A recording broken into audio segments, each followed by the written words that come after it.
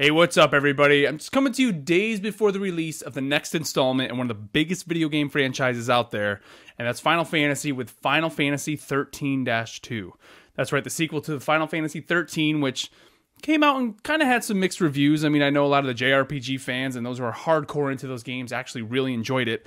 But it seemed like kind of the mainstream had some problems getting into it because the game did take a long time to get into. I mean, I only gave it about 6 or 7 hours, and that's about as far as I could go. And from what I understand, the game didn't even open up at that point. But it got me thinking about Final Fantasy in general and, kind of looking back at the history of where that game has been. I mean, back when I was a kid on the NES days and playing the original Final Fantasy, loved it back then, Final Fantasy III. But I think the peak for this series, or at least that initial peak for the mainstream, was in Final Fantasy VII. So many gamers go back to that game and say it's one of the best games of all time. And, we actually did on the podcast recently our top 3 video game heroes of all time. And Cloud came up many times from our listeners. And even Chris Maselli, one of my co-hosts, actually picked Cloud in his top 3. And the game back in the day was great, but it had the mainstream appeal. And it seems for some reason these games have fallen off.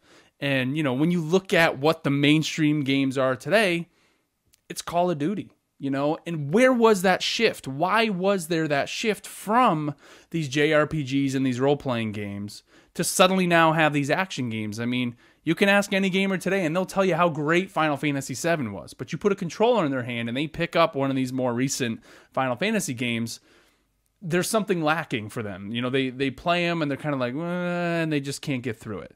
I know a lot of people who waited to buy a PlayStation 3 until Final Fantasy XIII came out and were kind of disappointed at the game. And I don't really think it's the game's fault. It's that Final Fantasy as a name has transcended and has just become so big. And, I almost wonder if these games, any hype that's built around them is just because of Final Fantasy and not necessarily the game themselves.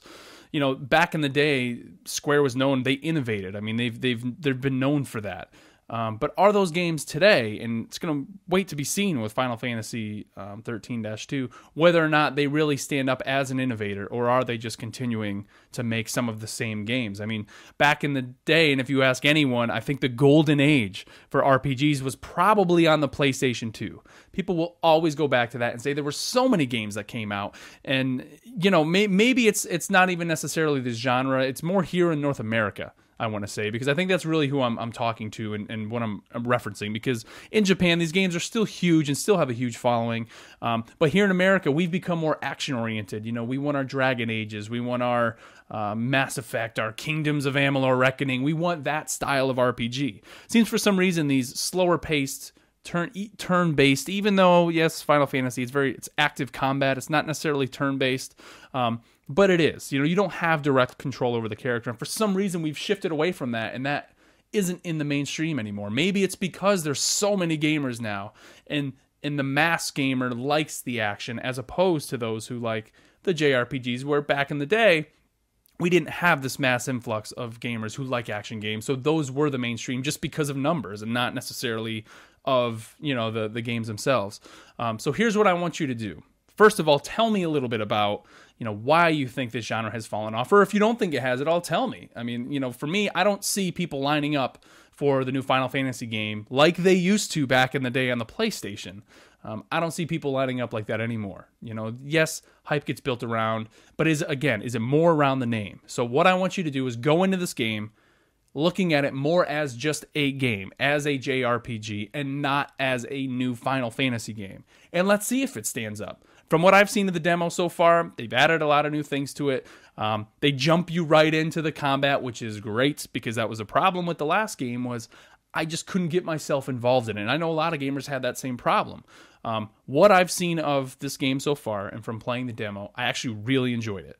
And the potential is there for this to really draw people back in. I mean, this, to me, I think is the last hope for JRPGs here in North America. This is the game that if Square doesn't do it and does not capture the market in the mainstream, that it's definitely going to just continue on as a niche market. So go into this game, please, with an open mind. And I think upon us all finally finishing the game, however long that takes, we may be very pleasantly surprised at what our feelings are when we come out on the other side.